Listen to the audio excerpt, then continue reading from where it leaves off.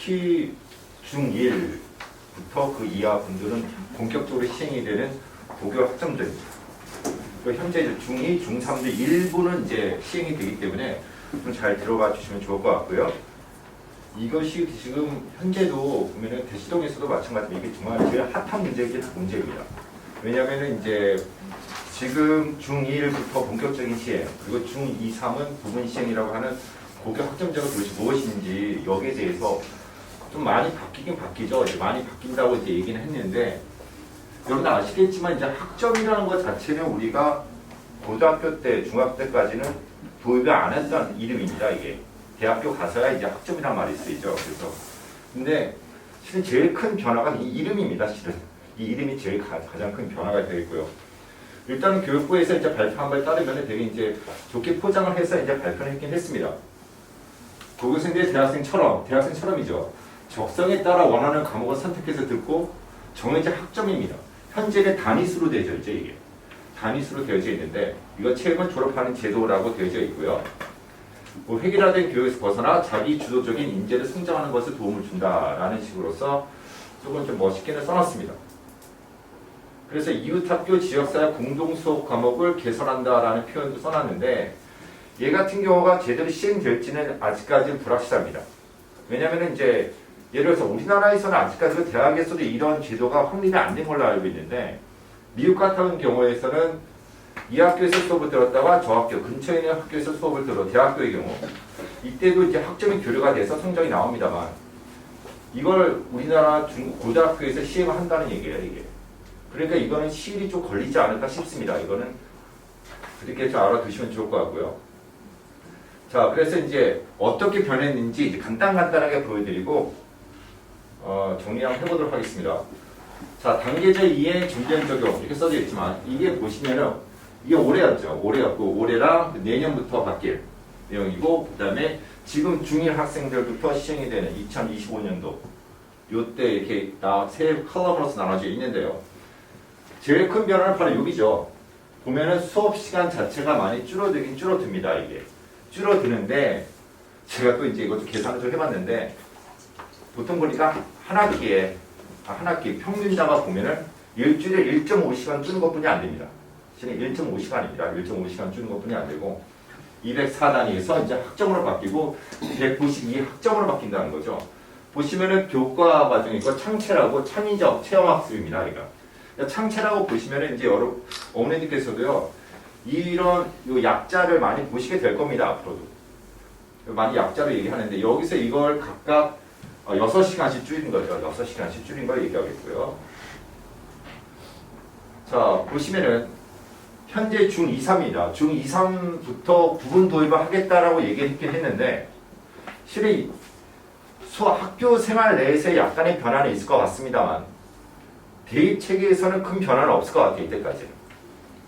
그래서 지금 중2, 3은 현재 시행이 되는 수능 또는 대입 입시 제도대로 그대로 공부하셔도 괜찮습니다. 학교에서만 약간 변화를 생기는데 거기에만 잘 따라가면 되겠고요. 문제는 여기죠. 문제는 이 파트인데, 지금 이제 중1 학생에서부터 상당히 많이 바뀝니다.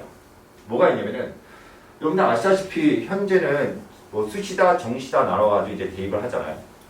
그래서 이제 내신 과목도 공부를 제대로 좀 애들이 하고, 최소한 고2 때까지 아니면 고2, 고3 첫 번째 학기까지 신경 상당히 많이 씁니다. 자, 그런데 이런 과목이, 이런 이름이 나오죠. 공통과목, 선택과목. 아까 처음 페이지에 나왔다시피 학생들이 자기 진로에 맞춰서 공부를 하게 만든다고 했는데, 그게 바로 선택과목, 요것 때문에 그렇습니다. 근데 공통과목 뭐고 선택과목 도대체 무엇인지, 그리고 석차 등급이 나오고 석차 등급이 안 나온다라고 되어 있잖아요. 이게 여기에 대해서 궁금해하시는 분들 상당히 많이 계십니다. 자, 그래서 이제 일단은 교육부 내에서 이렇게 발표를 해놨습니다. 이거 같은 경우는 올해 5월 달에 발표를 한 것입니다. 올해 5월 달에 발표를 하고, 매년 저희 나라가 교육제도 시스템을 바꿀 때는 매년 10월 달이나 11월 달에 발표를 하는데, 올해 없었어요.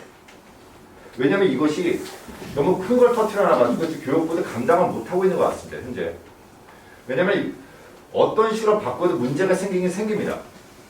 상당히 나중에 보면 상당히 큰 변화가 이제 지금 중1 학생서부터는 정말 큰 변화가 생길 것 같은데, 문제점을 최대한 이제 줄이려고 지금 고민을 많이 하고 있는 것 같아요. 그래서 보통 10월달, 11월달에 발표를 못하면 내년 4월 정도에 발표를 할 겁니다. 자, 그래서 일단 2020년, 23년, 24년, 그 다음에 25년 이렇게 나눠놨는데 아까 말씀드린 대로 제도의 단계적 적용이라 써져 있죠. 자, 보시면은 진로 선택 과목 성취평가제라고 되어 있고 이런 식으로 좀 나와 있는데 일단은 그 수능 자체는 아마 똑같이 나갈 겁니다. 수능 자체는 똑같이 나갈 것 같고요. 여기서도 이제 확실한 게 많은 게 진로 선택 과목의 성취평가제 이거 도대체 무엇이냐 이게. 근데 이게 신경 안 써도 상관없습니다. 얘는 이제 보시게 되면요. 수능에도 없는 과목들입니다. 말 그대로 보면은 전문적인 과목이죠. 전문적인 과목. 지금 다니는 자녀분들 그 위에 세대 그 학생들이 계신 분들도 계실 텐데 보시게 되면 과목들 중에서 성적이 들어가는 것이 이제 항우 과목을 예로 들어서요. 보통 보면은 예를 들어서 물리를 선택했다 하면요. 물리가 있고 물리1이 있습니다. 물리1이 있는데 물리2라는 과목도 있죠. 물리2라는 과목도 있고 여기까지는 그냥 넘어가는데 그 이상의 것들이 있습니다. 예를 들어서 영어 같은 경우는 심화 영어 이런 것들 아니면 경제 수학 이런 거는 수능에 없잖아요. 그렇죠? 수능에 없죠. 얘네들은 원래 성적이 잘 안 들어가지 않습니다. 들어가지 않는데 여기서 진로 선택과 성취평가제가 나와있는데 이거 좀 헷갈려 하시는데 그냥 이거는 거의 무시하도 큰 상관은 없고요. 부분 도입이니까 학교 생활하면 약간 변화가 생길 것이다 생각하시면 될 것 같고요. 문제는 여기서부터인데 모든 선택 과목 성취평가제라고 나옵니다. 성취평가제라고 하면은 지금 중학교 제도를 생각하시면 될 것 같아요. 중학교 같은 경우가 성적이 치면 A, B, C, D, E, F로 나옵니다. 자, 그렇게 되면은 그 성적대로 나온다는 거죠. 근데 여기서 좀 또 오해를 하신 분들이 계시는데 보통 중학교 같은 경우는 A, B, C, D, E 나눈다 하더라도 상당수 애들이 A, B를 차지합니다. 상당수 애들이죠. 보통 뭐 전국적 평균을 내보니까 A가 보통 20에서 많게는 40%까지예요. 평균 잡아서 20 몇 프로 제가 알고 있는데 고등학교에서는 원래 다르죠. 1등급이 4%뿐이 아닙니다. 1등급이 단연 4%고요. 자, 그렇게 되면 3등급까지 20% 이렇게 돼가지고 4등급에 40% 이렇게 되어 있는데 그러면 아까 중학교 거랑 비교를 하다 보면은 심한 경우에는 A를 받았는데 그 성적 그대로 갖고 갔는데도 고등학교 때 4등급이에요. 이렇게 될 수가 있습니다. 제가 가르치던 학생들 같은 경우도 고등학교 때는 90점 이상을 항상 받았던 친구인데 첫 번째 시험에서 40몇 점 받은 친구도 봤어요. 중학교처럼 공부하다가. 자, 근데 근데 그런 식대로 이제 시행을 하겠다고 했는데 당연히 그 안에서 변화가 생기겠죠. 당연히 변화가 생길 것이고 그 A, B, C, D에서 나누는 거에서 퍼센티지를 좀 조율을 한다던가 아직까지 확정된 건 없습니다.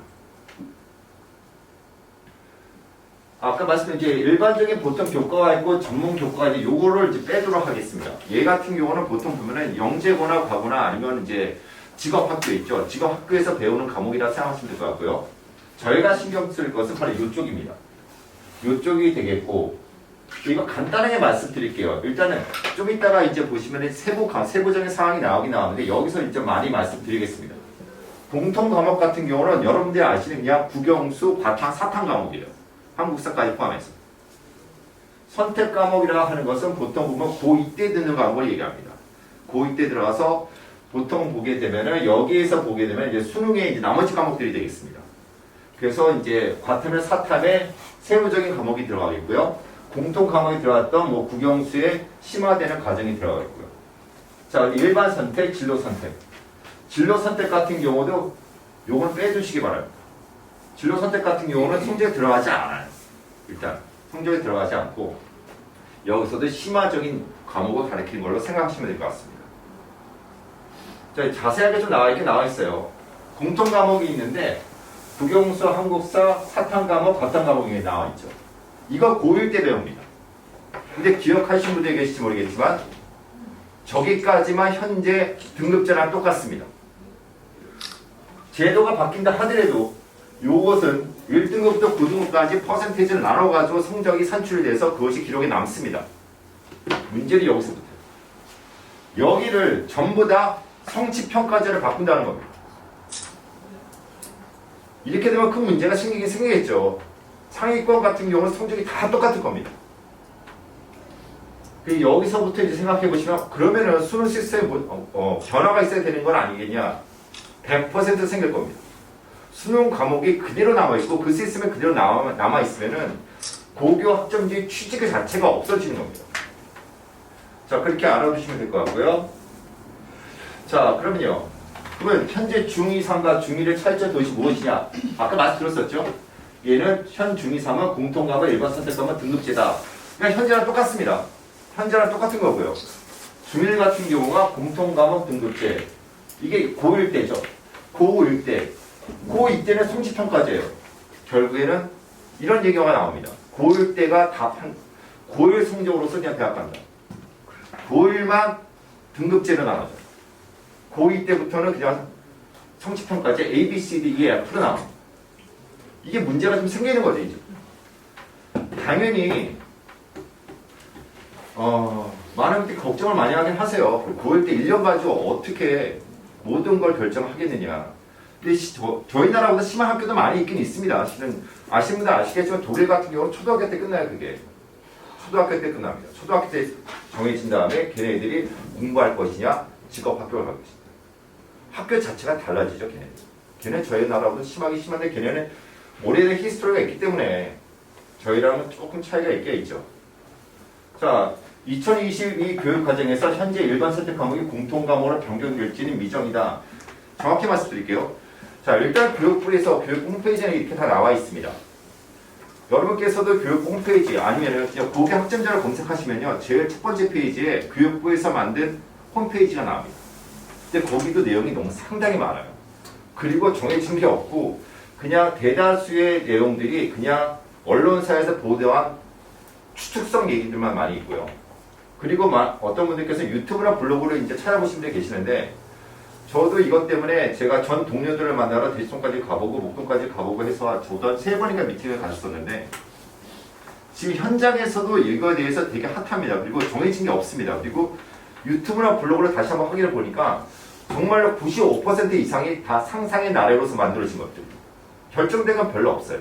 아까 말씀드린 대로 앞에서 간단하게 말씀드린 내용만 일단 발표가 났는데, 그러면 제가 이제 결론적부터 말씀드릴게요. 당연히 수능 제도에는 변화가 생길 겁니다. 그리고 선택 과목이라는 게 문제가 좀 생기긴 생길 것 같아요. 왜냐면은 내가 수능 볼 거 그거 선택해서 들으면 되지 뭐. 그러면 이제 고교 학점제를 만든 취지가 없어지죠. 그러니까 이런 문제가 생기겠고, 그럼 대학 시스템은 대입제도는 어떤 변화가 생길 것이냐. 지금 이게 좀 문제가 생기고 있는 게 뭐가 있냐면요, 제일 가장 많이 교육부에서 언급했던, 그러니까 살짝 언급한 겁니다. 그냥 학점 발표한 건 아니에요. 수능의 절대평가제입니다. 지금은 우리나라에서 시험 수능 제도에서 한국사랑 영어가 절대평가로 되어 있죠. 전체 과목을 그렇게 다 바꾼다는 거예요. 그러면 또 애들이 사회과 학생들은 성적이 똑같게 되는 거죠.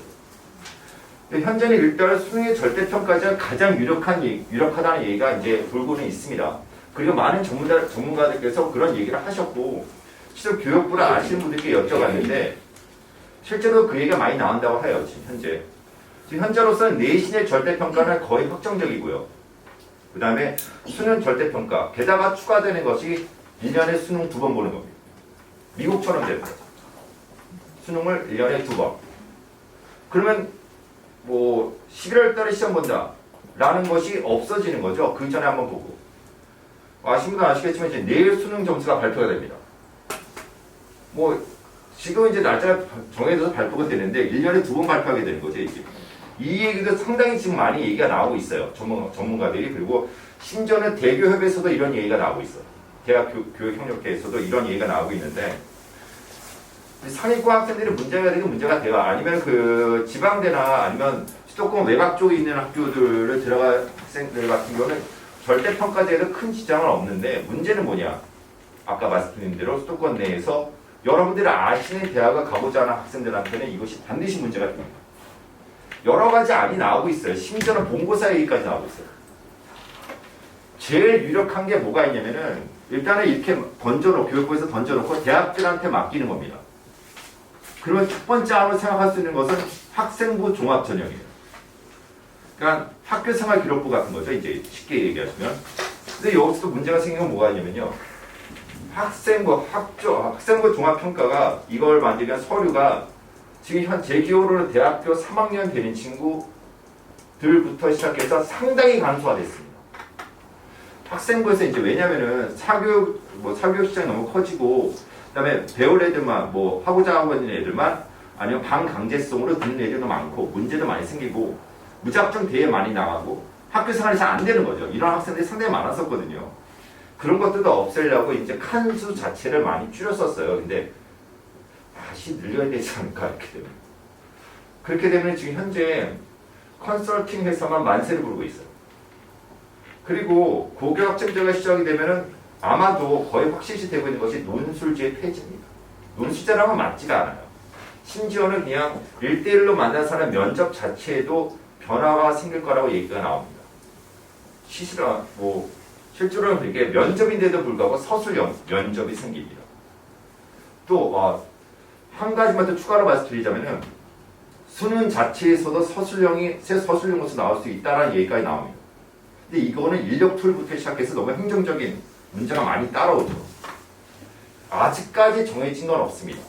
초반에 말씀드렸던 대로 너무 큰 걸 터뜨려 놓고 지금 나라에서 감당을 못하는 상황이라서 발표를 하게 되면 어떻게 될까 좀 싶습니다.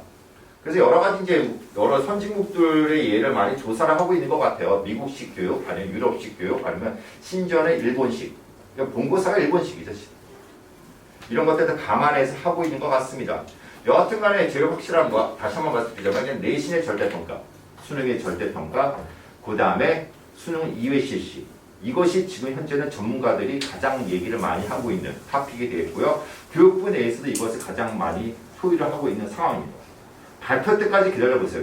딴 데서 많이 찾아보지 마시고 너무 상상입니다. 그리고 저도 한 며칠 전에 유튜브를 한번 봤는데 논술학원에서 이거 고교학점제에 대해서 이제 찍어놨더라고요. 찍어서 올렸는데 근데 남들은 다 알거든요. 논술이 이제 별로 필요 없게 되어진다라는 거죠. 거기서도 변화가 생기겠죠. 그러니까 기회가 되면은 저희 학원 내에서 추가적인 정보가 나오면 말씀을 드리도록 하겠습니다. 일단 여기까지만 말씀드리도록 할게요. 수고하셨습니다.